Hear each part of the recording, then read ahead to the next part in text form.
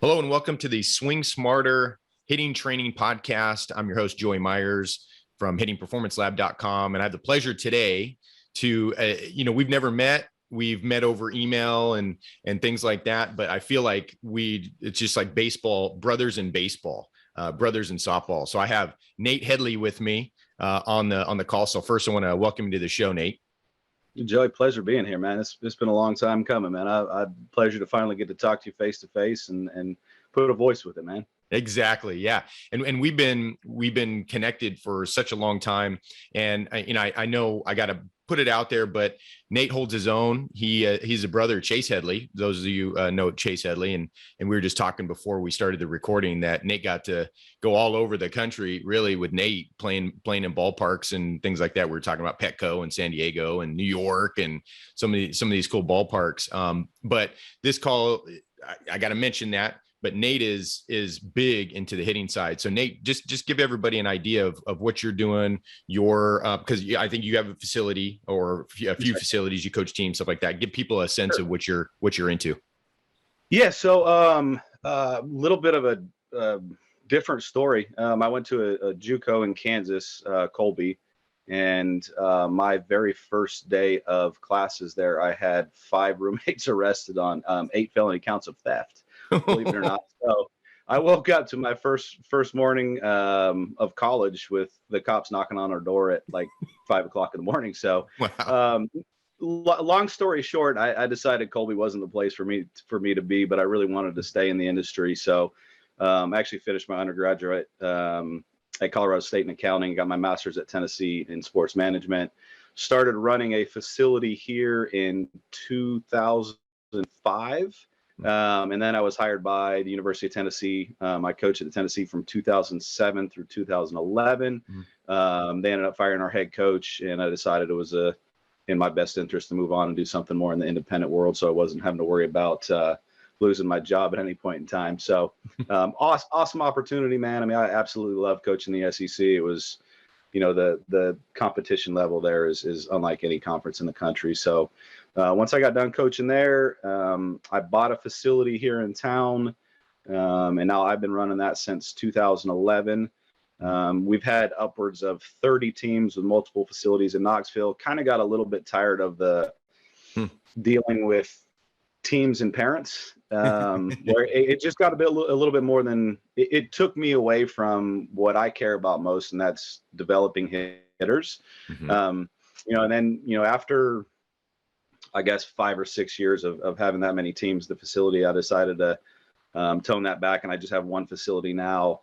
I have multiple strength and conditioning companies training out of that facility, and we focus more on development. But a couple years ago, I got the bug to get back into coaching. So I've got a 16U team I coach with one of my good friends and former Alabama pitcher, Josh Copeland, and I help him coach a team out of home plate. So I bring down 6 guys from Knoxville down to Atlanta, and we've got a team that we combine. We're ranked top 25 by perfect game, whatever that means. I mean, we've got, I think last year to finish the season, we had 4 SEC commits already for that time as a 15U group. So, sometimes I'm sure you understand this, being in a tunnel every single day, doing, 10 to 20 lessons, depending on the time of year a day.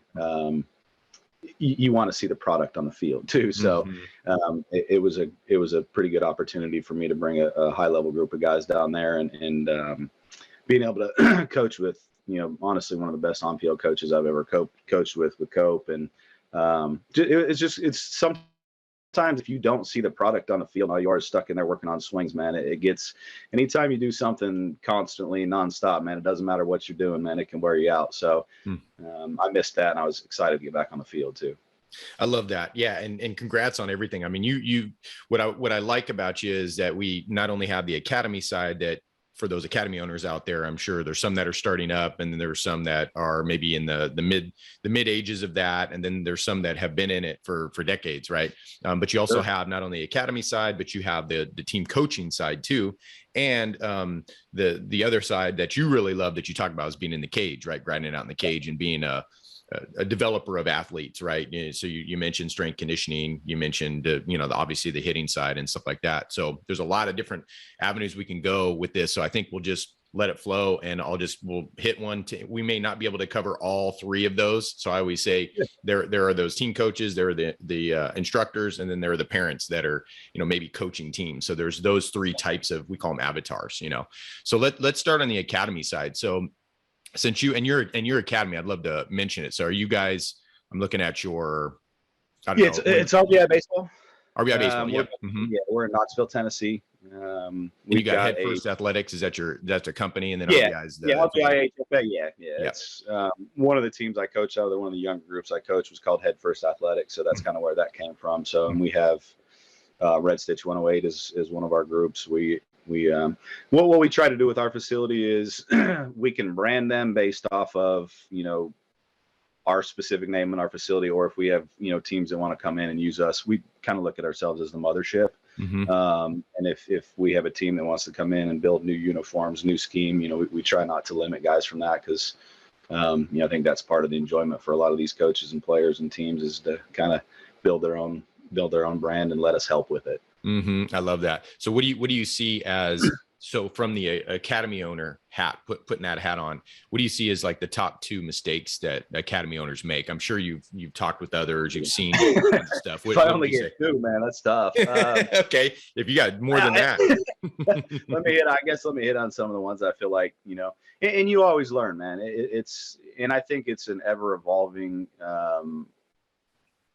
environment in which you kind of have to cater to the level of talent you have, the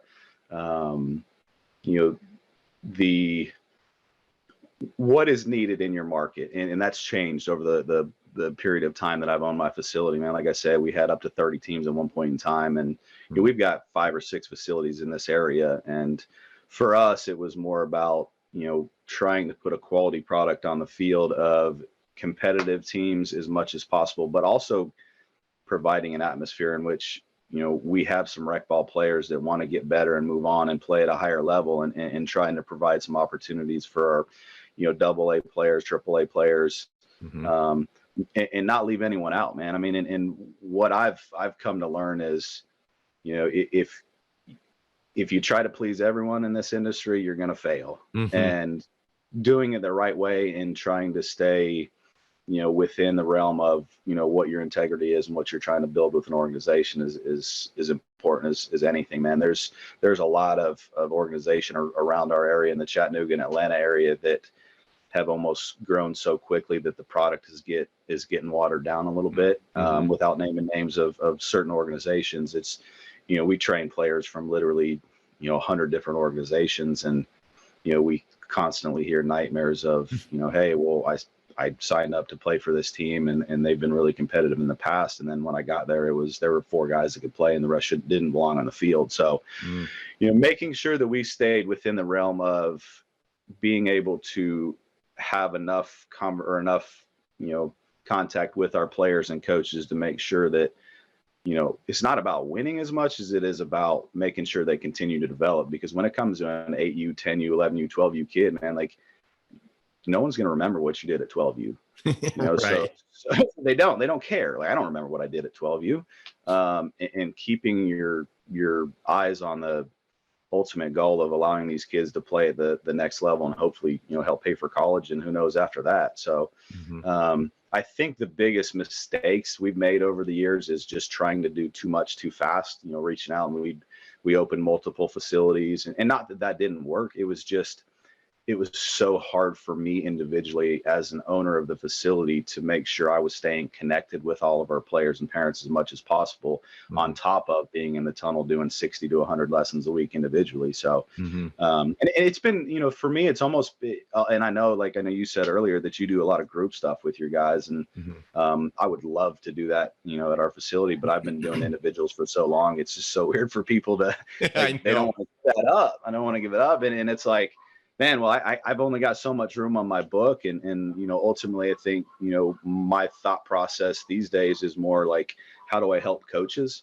instead of help players? And I'll be honest with you, man, one of the first books that I read to, get me outside the thought process of what I was really thought and taught growing up was your catapult load system. And that was kind of the first one I read that kind of changed my mindset of like, hey man, you weren't taught the right things, you know, and not because it was bad information as far as they didn't want to help me. It was just wasn't right. It was Right. just, it was certain cues and things that you're like, hey man, you're trying to trick me into doing something instead of teaching me actually how to do it and why to do it. So, I think just keeping an open mind and keeping, your hand on the pulse of what's going on within the organization and making sure that, ultimately your players are being developed and your coaches aren't acting like idiots on the field. And that's tough. I mean, I think you probably know as owner of facility, man, most of the phone calls we get are the negative ones, man. We rarely get to hear the, hey man, you're doing a great job. Your teams are doing really well. So I'm trying to stay positive in that, that side of things and making sure that, we understand what our ultimate goal is with our guys. Yeah. And managing expectations for parents, I think that's a big thing. And I know you've done it. I've done it where parents asking and they're very adamant. And I've learned that that's a yellow flag. Once you got a parent coming in, well, how fast can we see how fast? And I know that's right. You've seen that. Yeah. And that's a yellow flag. And before I would, being a nice person, empathetic person, I'd say, hey, we do this, that, and it should be within a short amount of time. But there's so many factors that you and I, coaches and instructors, can only control. There's only so much, and we can't say, we don't have that crystal ball to say, well, it's going to take Johnny or Sally a month or 2 months, because you might have that diamond in the rough where that player is on the left side of the bell curve, right? The ones that are the big leaguers, like your brother, if it's like us, we're more, we're kind of on that left side, but as college guys, we're still not that top 1%. Right. Then you have your bell curve people, which is the majority of the people. And then you have your other side, the right side of the bell curve, where those players aren't going to probably get better because they're not going to work on it, or they're just not passionate enough about it, that kind of thing. So it's managing expectations, I think, is a big one. And with you guys is in the academies that are out there, the parents, like you said, the phone calls you get aren't always the nice ones. You do get them, but not always the nice ones, the parents that are complaining or whatever. And I think a lot of it is just the expectations. Would you agree? Sure. Yeah. I mean, I think, on the opposite side of the spectrum too, a lot of times I get the parent that comes in and is like, well, I'm not expecting my, son to play in the big leagues, and then for me, it's different because I can say, well, guess what? Someone's got to do it. I watched my brother do it for 10 years. So you don't want to tell a parent like, hey man, your kid's not going to play in the big leagues. Your kid's not going to play in college, but you ultimately can't come in when a kid's 10 years old and say, yeah, man, he's going to play Division I baseball, or he's going to play at a JUCO, or like, I don't know how they're going to develop. They move differently. And guess what? In 2 years, they're going to move even more different. So, I think that staying the course and making sure that not just, or really more importantly, the player, continues to enjoy the process of it. I think the toughest conversations I have are the ones with the parents that are so over the top that you have to sit them down and say, hey, look, man, if you don't back off, they're not going to make it. And there's 3 or 4 kids off the top of my head, that they stopped playing because of it's normally dad.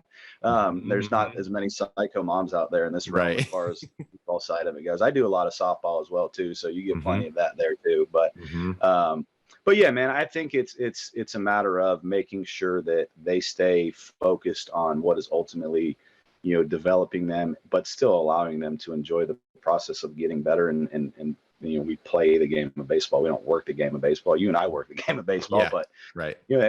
We don't get to go back and play. That's where we're at now. So making sure that, you're holding kids accountable, but you're also making sure that they see the light at the end of the tunnel and what ultimately, it could get them to. And, I think you and I both have been doing this long enough now that, we've got plenty of stories about, the good ones, the bad ones, guys that made it, guys that didn't make it, guys that should have made it. But, frankly, didn't work the way they should have, or honestly had the information to allow them to do it. And that's why we do what we do. All right. Exactly. You mentioned on the coaching side and I have a feeling that it's probably because you got all burnt out, but you guys had what, 30 teams, team coach side of things. I'm sure a lot of it was just burnout, but what would you say from a team, like those team coaches out there that are coaching teams? What would you say the mistakes that you see being made that you've made or you've seen other coaches making? Sure. As far as coaching goes, I think, the biggest thing that I would warn coaches on is don't stop learning. Mm-hmm. I mean, where I'm at now is because basically I took everything that I was told growing up and threw it out the window and relearned hitting. I mean, Me too. Yeah. yeah, you had to, you know what I mean? And like, I don't fault my high school coaches. I don't fault my youth coaches, like, cause they were doing their best to based off of what they knew. And you have to factor in, there's so much more available now. The technology, the social media can be good or bad for that matter. But yeah, I think that a lot of coaches lose the desire and fire to do it when they stop learning. When it's, when you go out and say, hey, these cues or these drills have worked for me in the past and that's all I'm going to do, I think ultimately that's where you start to lose traction in the development process and building teams. And yeah, I think that the more you can continue on a daily basis to, pick up, if it's one thing a day, if it's, whether it's a drill, whether it's a concept, whether it's, whatever it is, to make sure that you're trying to better yourself, because when you stop bettering yourself, you stop bettering your team. And I think the other thing too, that, I've learned, especially as I've gotten older, because when I was a young coach, actually in 2006, I won the 16U World Wood Bats, the Perfect Game World Wood Bats. And the coach I was at that time is a whole heck of a lot different, man. At that point in time, like, I was still learning hitting. I had a pretty good concept of the game. I mean, I've always been a student of the game and understanding the X and O's and pitch calls and defensive alignment and that kind of stuff is, I feel like that's kind of always been a strong suit of mine, as well as probably the leadership side of it, because I was a quarterback in the football team. I was a point guard in the basketball court. So like, I've always been a leader. So I feel like that was, at that point in time, that's what I did. It was just a matter of making sure we had the right guys in the right positions and leading them and making sure that when we stepped on the field, that it didn't matter who we were playing, we felt like we had a chance to win. Since then, I think it's just been more like the development of me actually understanding, the intricacies of how athletes move, and the different ways that athletes learn. I think the hardest thing that we do in our industry is working with each individual athlete. And, that's why, a lot of people talk crap a lot about high school coaches and how terrible they are. Well, be in their shoes. Like, you got to understand, like, you have a 2-hour practice typically, maybe you get 3 hours with those guys if you're lucky, and you don't have 30 minutes to work with each individual hitter. So, what bothers me is when those high school coaches won't allow them, to go out and work with hitting guys. If you don't want them to work with a hitting guy, well, give them a reason. Go do your research on that hitting guy. And if you don't like what they're teaching and you don't feel like it matches up with what you're trying to do with your program, then that's fine. But if you're just not allowing anybody to work with your hitters, you're hindering yourself. You're hindering your program, and you're not allowing you to meet the maximum potential of what your guys can do, man. And it went from when I first started in this industry out here, man, like, there were certain coaches that wouldn't, like, if I was hitting with their guys, they couldn't tell them. They basically had to do it, under wraps. And now those same coaches actually send their guys to me, and when I go to their signings, make a shout out. So, which is cool, making their job easier, man. Making their job easier. Yeah, and you can't, like, there's no way to work with your hitters on an individual basis like that.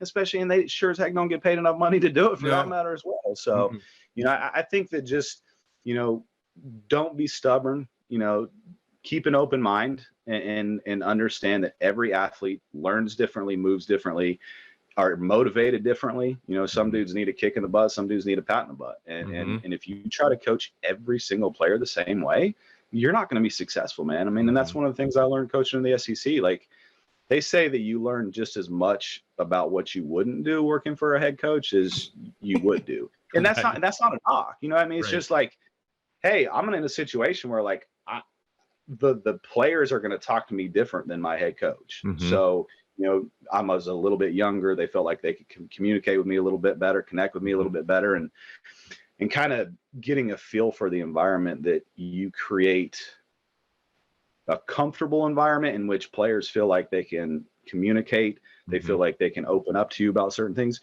but still, are not scared of you, but respect you and understand that, hey, this guy's doing things that are going to put our team in the best position to win ball games and give us a chance to be as successful as possible. So, but yeah, man, it's ever growing. It's an ever, you're constantly evolving. And when you stop, man, you're going backwards. And that's why I love doing things like this, man. Like this is cool, man. And that's why the opportunity to sit down with one of the best hitting guys in the country out in Cali, and I'm out here in the Southeast. So this is cool, man. I love this. Well, the mindset, right, is the same, that growth mindset. And do you listen to any podcasts, like coaching podcasts or anything? So for those coaches out there that are looking, they're like, hey, Nate's got a good point where I can learn, 1% more every day. And I think podcasts are great for that, because there's a lot of driving time and whatnot. Are there any podcasts that you would recommend, like on the baseball coaching side or softball coaching side? I mean, honestly, man, I'm probably far less of a podcast guy as I am like,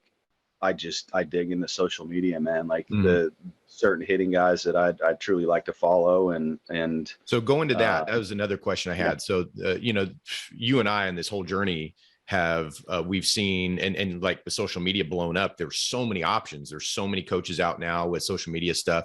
So what's your filter? Like, how do you know to follow a guy or to give it a try? What's your filter for that? Yeah. So I always explain social media hitting to my hitters like a buffet line. When you go to a buffet, I mean, seriously, when you go to a buffet, like, you don't take everything. You take, I like that. I'm going to take a little bit of that. I like that. I'm going to take a little bit of that.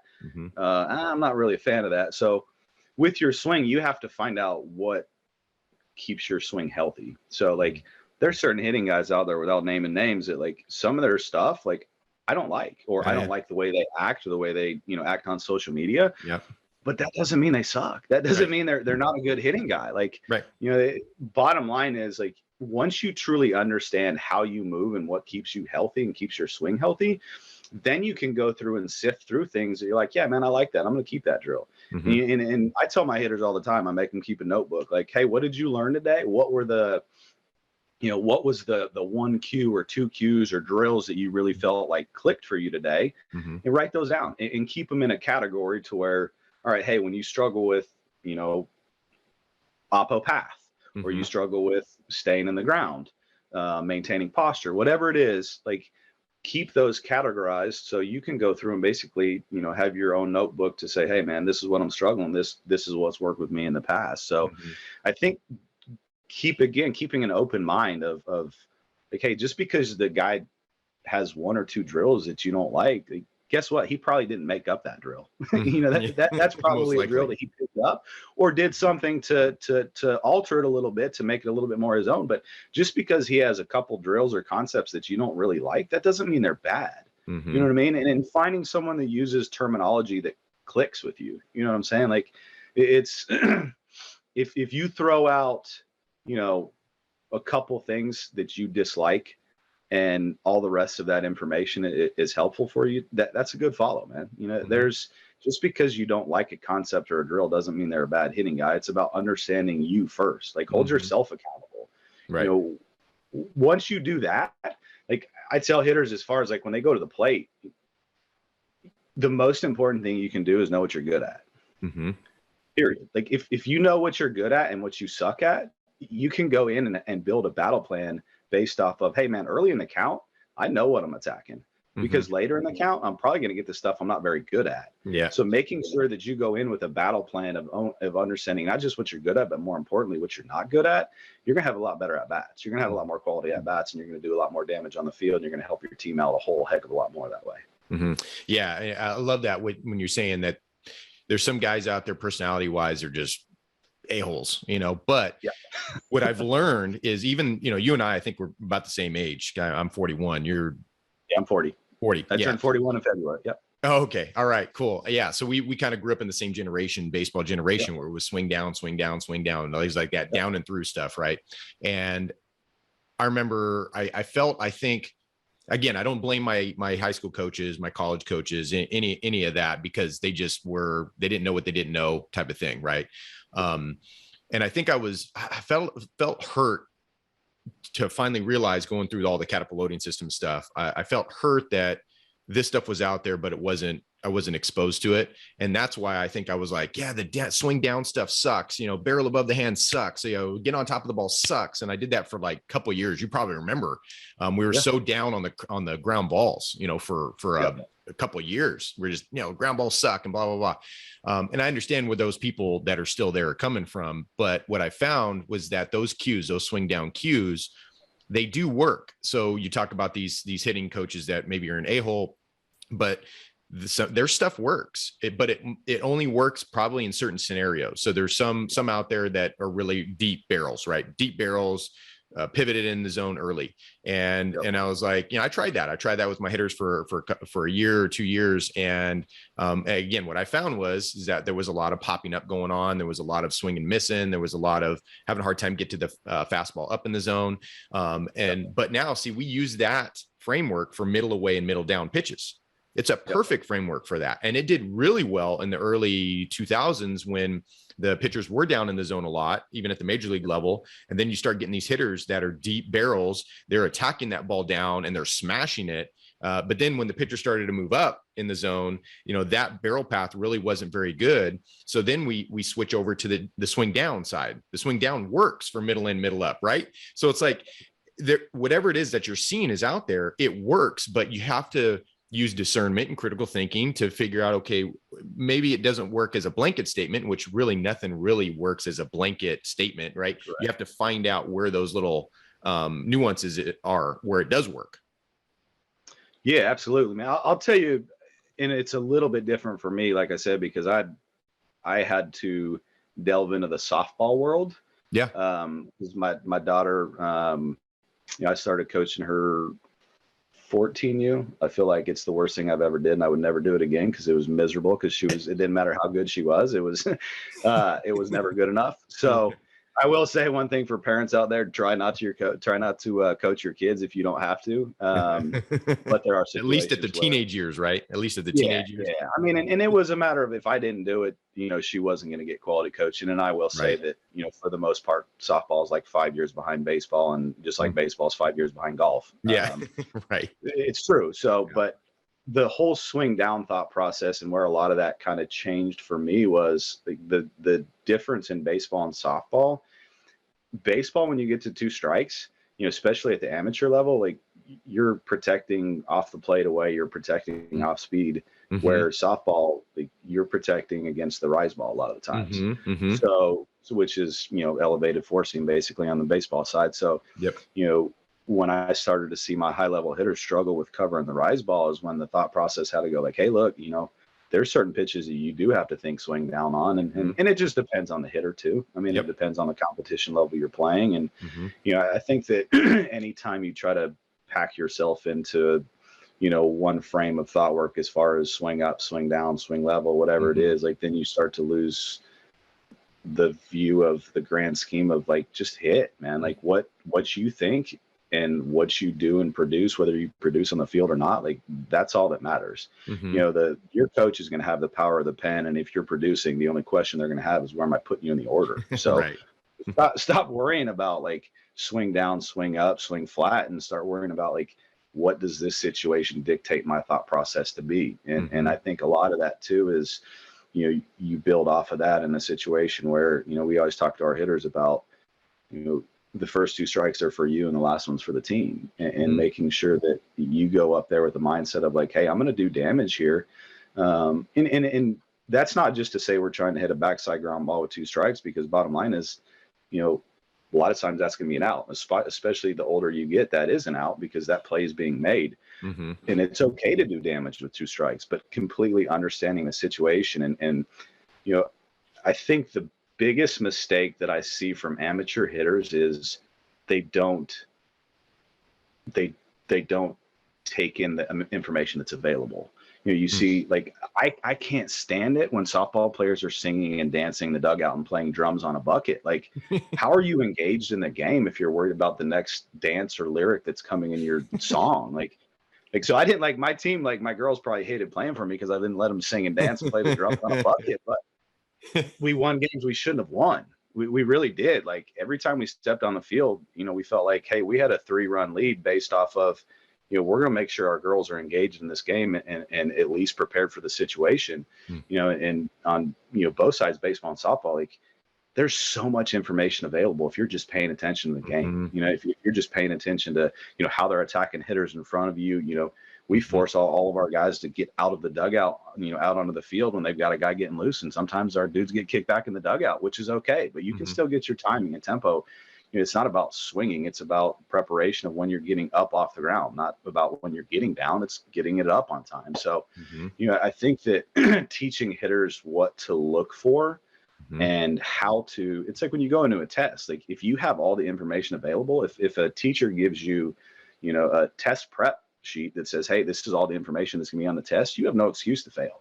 And so many hitters fail because they failed to prepare based on the information that's right in front of them.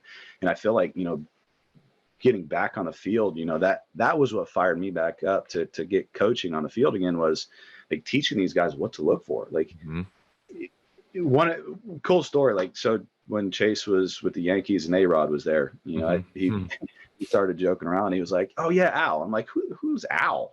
He's like, ARod. I was like, why you call him Al? He's like, because when I think of ARod, I think everybody hates him.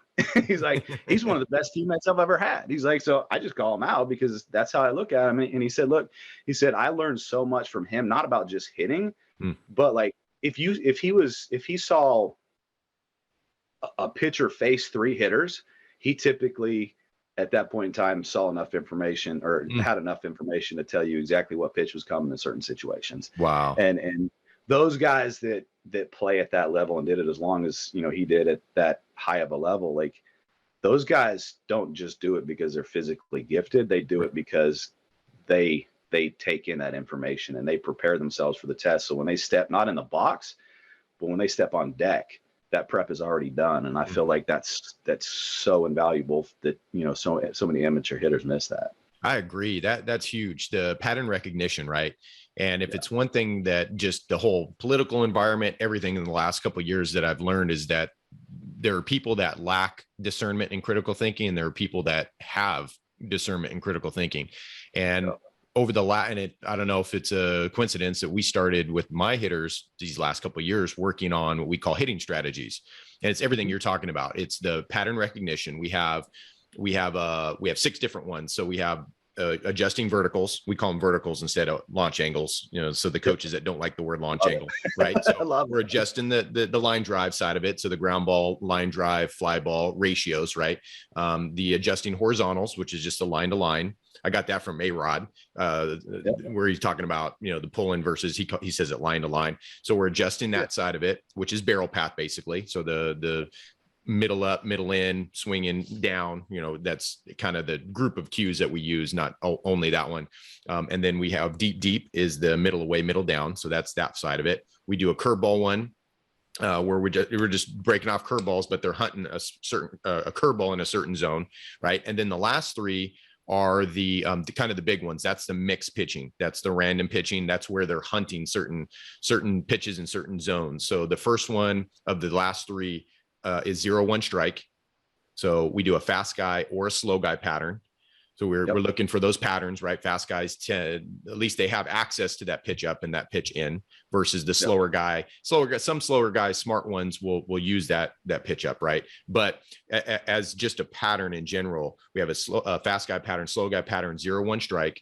We have a 2 strike fast guy pattern, slow guy pattern. So, and then in that one, what's cool, we've been really working with that recently. That's a newer one within the last 3 or 4 months. And what we do with that one is we have a percentage. So we'll say 60-40 with 0-2, 1-2 when I'm ahead in the count, that we say 60% of the time I throw the fastball, 40% we throw the curveball, or we'll flip it. And so we'll do that. So we'll base it off of percentages, right? So what we're teaching them, and then the last one is just fast pitch or fast velocity, slow velocity pitchers. But what we're teaching is exactly what you're saying, right? The patterns. You're looking for patterns, and you're looking for how the pitchers, and then you're going to have a hitter in a situation where they're doing really, really well, maybe above and beyond what their team's doing. And now that particular player can't look at his teammates and how they're being pitched. He basically has to take, like ARod, he's got to get 2-3 at bats or a bat or two before he knows what the pattern is, right? You guys do anything absolutely. like that? Count situation and building an approach. I think that at the high school level and below, the patterns are so blatantly obvious. Yeah. Especially if you, like you said, I mean, if you just pay attention to what type of pitcher they are, like if the dude throws 90, when he gets to 2 strikes, the guys that throw 90 have egos. Yeah. And that's okay, because if I threw 90, I would too. And I would pound the top of the zone. Yeah. And just like that information should be so blatantly obvious at that level. If you're actually paying attention to the game, then you're going to know that, and at the next level, and in high school, you do have, scouting reports to a point, but, I think the best way hitters can build scouting reports at the high school level is keep notes of the pitchers you faced. Yeah. Because guess what? Over the course of 4 years, man, you're going to see that. They're going to see that same dude a lot. And if you look back at how they pitched you in the past, I got news for you, man. It's going to be really similar. It really is. And at the collegiate level and above, like the scouting reports you're given, for the most part, are really dang good. When I was at Tennessee, I had to put together a lot of our scouting reports, and the amount of time that I spent on literally every single at bat. We did at least 5 games, 5 previous games for every hitter, and sometimes more depending on the opponent we had. And if they had guys that had been in and out of the lineup, we went back 10 to 15 sometimes. So, I think understanding the type of pitcher, like you said, that you're facing, and understanding how they've got other guys out in the lineup, and obviously you're going to have to factor in righty versus lefty, because that's going to make a massive difference in how they attack guys. But if you build a plan that is a thought out process, and you get in the box and you stick to that plan, if you fail, to me, I'm okay with that, because you actually went in with a thought process of, and if they attacked you differently than you thought, then tip your hat, man. They beat you. They're better than you on that. And guess what, pitchers, you're supposed to be better than us, because you know what you're throwing, where you're trying to throw it, how hard it's going to be thrown.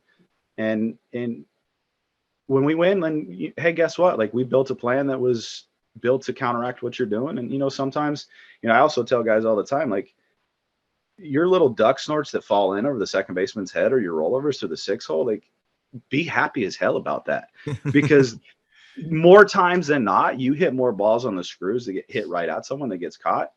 And that evens out. When I was at Tennessee, actually, 2 of the 4 years I was there, I did a chart based on like hard hit balls versus balls that fell in. And it was insane how close it was. Like, when they say the game evens out, like, it's insane. It's within like 2 or 3 hits. You know what I'm saying? Like, balls that you hit on the scrolls and that fall in, man. Like, if you're building a proper plan and you stick to that plan, I think the biggest issue with a lot of hitters is they get in the box and they abort it. You know what I'm saying? Like, I'll talk to a hitter when they come back to the dugout. I'm like, what are you thinking there? And they have the right mindset. And I'm like, guess what, bro? Your swing doesn't lie. You're telling me you were trying to hit a ball off the wall in the right center gap, and you just buggy whipped 4 balls in the pull side dugout. Like, you can tell me what you want, man. But I've been doing this long enough that the swing doesn't lie. You're not barrel hooking balls in the third base dugout as right-handed hitter if your mindset is right center gap. You know what I mean? And we tell our guys, like, 2 strikes for the most part, it's okay. Like, if you hit a 67 chopper back to the pitcher and get your knuckles blown off, I'm okay with it. But if you run out of freaking barrel on a freaking something soft away, like, that's on you for not having a plan. And I think that not just building the plan, but sticking to the plan is just as important as anything, to be completely honest with you, man. I agree. And we'll end on this.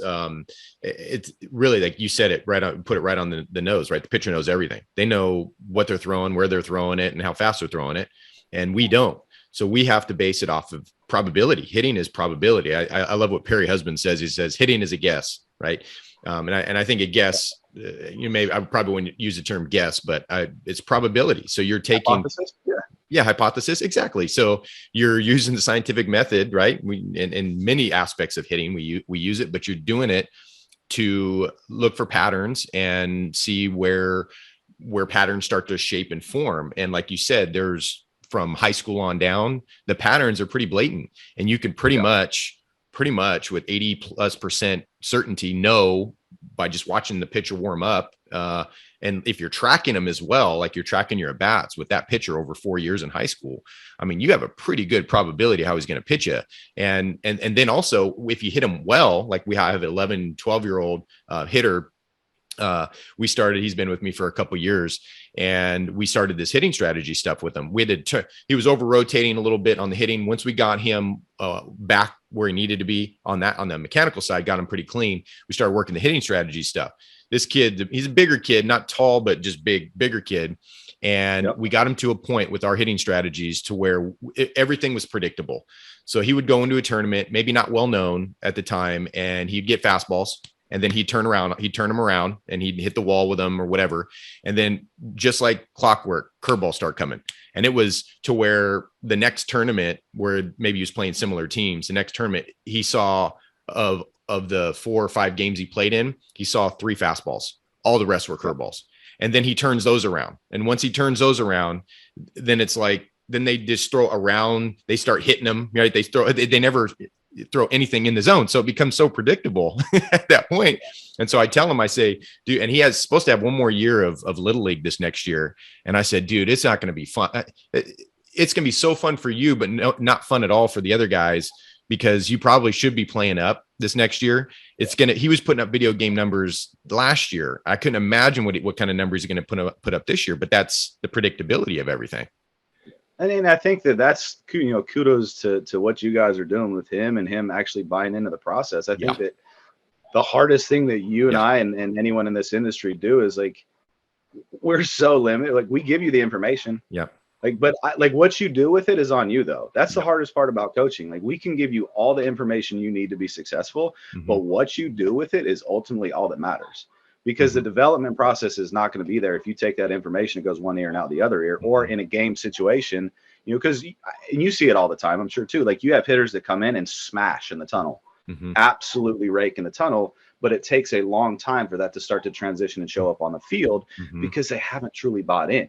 Right. And that's, I'll be honest with you, like, that's one of the biggest reasons I like Hit Tracks or TrackMan or Rapsodo hitting. Like, that technology is extremely valuable, but I tell people all the time, like, I've got a $25,000 Hit Tracks machine and I've got a, $4,500 ATEC 3-wheel machine. And if I had to get rid of one of those two, I probably would get rid of the Hit Tracks because I don't need that information to see what a hitter is doing wrong. But that information being provided immediately after something happens and something's different and they feel something different and can see it immediately, that's when they buy in. And that's when truly you start to see the progressions occur on the field, and kind of building on the machine there too. Like, so many hitters hate to hit on the machine. And I was the same way growing up, hated it. Me too. You know why I hated it? Because I sucked. Yeah. Because I wasn't good at it. And that's like, my best hitters hit on the machine more than anybody, period.